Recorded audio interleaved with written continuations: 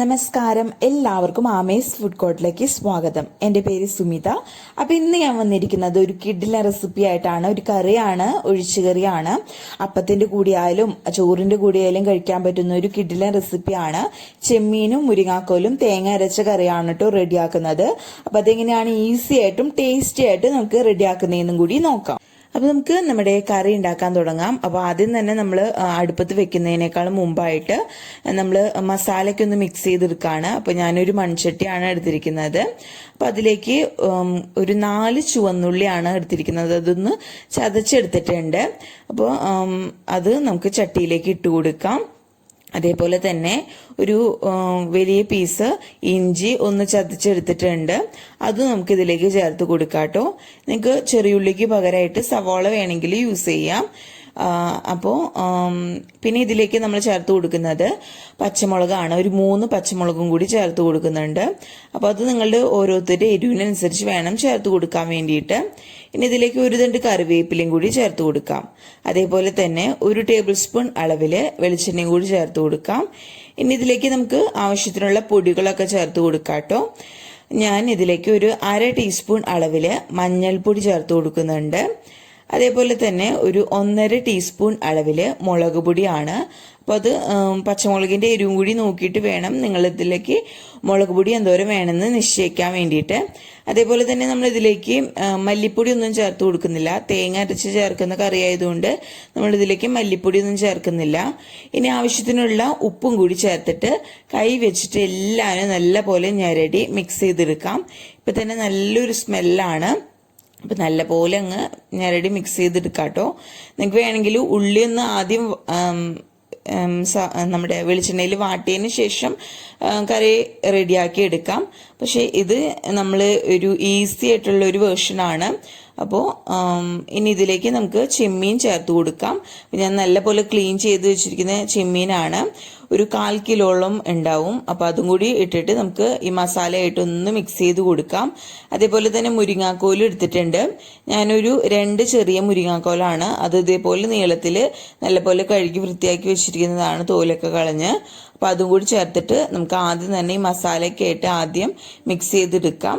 അപ്പോൾ ഞാൻ ആദ്യം തന്നെ ഇത് കുറച്ച് വെള്ളം ഒഴിച്ചിട്ട് വേവിച്ചിട്ടാണ് പിന്നെ തേങ്ങയുടെ അരപ്പ് ചേർത്ത് കൊടുക്കുന്നത്. നിങ്ങൾക്ക് വേണമെങ്കിൽ ഒരുമിച്ച് ചേർത്ത് കൊടുക്കാം കേട്ടോ. അപ്പം ഇങ്ങനെ ആദ്യം വേവിച്ചെടുക്കുമ്പോൾ നമുക്ക് നമ്മുടെ മസാലയൊക്കെ നമ്മുടെ ചെമ്മീനിൽ പിടിക്കും. അതിന് വേണ്ടിയിട്ടാണ്. ഇനി ഇതിലേക്ക് നമുക്ക് പുളി ചേർത്ത് കൊടുക്കാം. ഞാനൊരു 3 കഷ്ണം പുളിയാണ് എടുത്തിരിക്കുന്നത്. അത് കുറച്ച് വെള്ളത്തിൽ കുറച്ച് നേരം കുതിർത്ത് വെച്ചിരുന്നതാണ്. അപ്പോൾ നല്ലപോലെ നമുക്ക് പുളി ഇളകി കിട്ടും. അതിന് വേണ്ടിയിട്ടാണ് അങ്ങനെ ചെയ്തിരിക്കുന്നത്. പുളി നിങ്ങളുടെ ഇഷ്ടത്തിനനുസരിച്ച്, നിങ്ങളുടെ ടേസ്റ്റിനനുസരിച്ച് മാറ്റം വരുത്താം. അതേപോലെ തന്നെ നിങ്ങൾക്ക് എന്തോരം ഗ്രേവി വേണം അതിനനുസരിച്ച്, ചാറ് വേണം അതിനനുസരിച്ച് വെള്ളം ഒഴിച്ചു കൊടുക്കാം. ഒരുപാട് വെള്ളം കൂടി പോണ്ട. അപ്പോൾ അത് ഞാൻ അടുപ്പത്തേക്ക് മാറ്റിയിട്ടുണ്ട്. ഇനി ഇത് നമ്മൾ ഒരു മീഡിയം ടു ലോ ഫ്ലെയിമിൽ വെച്ചിട്ട് മൂടി വെച്ചിട്ട് നല്ലപോലെ വേവിച്ചെടുക്കാം. നല്ലപോലെ വെന്ത് വന്നതിന് ശേഷം നമുക്കിതിലേക്ക് തേങ്ങയുടെ അരപ്പ് ചേർത്ത് കൊടുക്കാം. അപ്പോൾ നമ്മുടെ ചെമ്മീനും മുരിങ്ങാക്കോലൊക്കെ വെന്ത് വരുന്ന സമയം കൊണ്ട് നമുക്കിതിലേക്ക് വേണ്ടിയിട്ടുള്ള തേങ്ങയുടെ അരപ്പ് റെഡിയാക്കി എടുക്കാം. അപ്പോൾ അതിന് വേണ്ടിയിട്ട് ഒരു മിക്സിയുടെ ജാർ എടുത്ത് വെച്ചിട്ടുണ്ട്. ഞാനിപ്പോൾ ഇതിലേക്ക് വേണ്ടിയിട്ട് 1 കപ്പ് അളവിൽ തേങ്ങ ചിരകിയതാണ് എടുത്തിരിക്കുന്നത്. അപ്പോൾ അത് നമുക്ക് മിക്സിയുടെ ജാറിലേക്ക് ഇട്ട് കൊടുത്തിട്ട് നല്ല മഷി പോലെ, നല്ല വെണ്ണ പോലെ തന്നെ നമുക്ക് നമ്മുടെ അരപ്പ് റെഡിയാക്കി എടുക്കാം. അപ്പോൾ അതിന് വേണ്ടിയിട്ട് ഇതിലേക്ക് കുറച്ച് വെള്ളം മാത്രം ഒഴിച്ചു കൊടുക്കാം. എന്നാലാണ് നമുക്ക് നല്ല പോലെ അരഞ്ഞു കിട്ടുള്ളൂ. എന്നിട്ട് ഇത് നല്ല പോലെ അരച്ചു കൊണ്ടുവരാം. അപ്പോൾ ഞാൻ നല്ല പോലെ നമ്മുടെ തേങ്ങ അരച്ചു കൊണ്ടുവന്നിട്ടുണ്ട്. നല്ല വെണ്ണ പോലെ തന്നെ അരച്ചെടുക്കാൻ ശ്രദ്ധിക്കാം. അതേപോലെ തന്നെ ഒരുപാട് വെള്ളം കൂടി പോവാതിരിക്കാനും ശ്രദ്ധിക്കാം കേട്ടോ.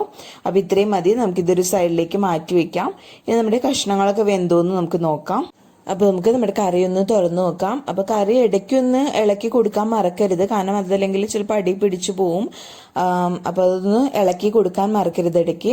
ഇപ്പോൾ ഇതാ നമ്മുടെ കഷ്ണങ്ങളൊക്കെ ഒന്ന് വെന്ത് വന്നിട്ടുണ്ട്. ഒരുപാട് നേരം ആയാൽ നമ്മുടെ മുരിങ്ങാക്കോലൊക്കെ അങ്ങ് വെന്ത് ഉടഞ്ഞു പോവും. അതേപോലെ തന്നെ നമ്മുടെ ചെമ്മീൻ റബ്ബർ പോലെയാവും. അപ്പോൾ പെട്ടെന്ന് തന്നെ നമുക്ക് കഷ്ണങ്ങളൊക്കെ വെന്ത് കിട്ടും കേട്ടോ. അപ്പോൾ അത് ഇടയ്ക്കൊന്ന് ചെക്ക് ചെയ്യാനും മറക്കരുത്. മൂടി വെച്ചിട്ട് തന്നെയാണ് ഞാൻ വേവിച്ചെടുത്തത്. പെട്ടെന്ന് തന്നെ റെഡിയായി കിട്ടിയിരുന്നു. ഇനി ഇതിലേക്ക് നമ്മൾ അരച്ചു വെച്ചിരുന്ന നമ്മുടെ അരപ്പുണ്ടല്ലോ അതും കൂടി ചേർത്ത് കൊടുക്കാം. അപ്പൊ നല്ല കട്ടിക്ക് തന്നെ നമ്മൾ അരപ്പ് റെഡിയാക്കി എടുക്കാൻ ശ്രദ്ധിക്കാം. അതല്ലെങ്കിൽ ഒരുപാട് ചാറായാലും നമ്മൾ വറ്റിച്ചെടുക്കുന്ന സമയം കൊണ്ട് നമ്മുടെ കഷ്ണങ്ങളൊക്കെ വെന്ത് ഉടഞ്ഞു പോകാൻ സാധ്യതയുണ്ട്. അതുകൊണ്ടാണ് പറഞ്ഞത്. അപ്പൊ നമുക്ക് അരപ്പ് മൊത്തത്തിൽ അങ്ങ് ചേർത്ത് കൊടുക്കാട്ടോ. കണ്ടില്ലേ, നല്ല മഷി പോലെ അരച്ചെടുക്കാനും ശ്രദ്ധിക്കാം. അതല്ലെങ്കിൽ നമ്മൾ കറി കഴിക്കാനായാലും അത്രയ്ക്ക് ടേസ്റ്റ് ഉണ്ടാവില്ല. ഇങ്ങനെ തുരുന്ന് നമ്മുടെ തേങ്ങ മുകളിൽ പൊന്തി കിടക്കും. അപ്പൊ കാണാനും ഭംഗി ഉണ്ടാവില്ല, കഴിക്കാനും ടേസ്റ്റ് ഉണ്ടാവില്ല. അതുകൊണ്ടാണ് പറഞ്ഞത് നല്ല മഷി പോലെ തന്നെ നമ്മുടെ തേങ്ങ അരച്ചു കൊണ്ടുവരാൻ വേണ്ടിയിട്ട്. അപ്പൊ നമ്മൾ തേങ്ങ ചേർത്ത് കൊടുത്തിട്ടുണ്ട്. എന്നിട്ട് നല്ല പോലെ മിക്സ് ചെയ്തെടുക്കാം.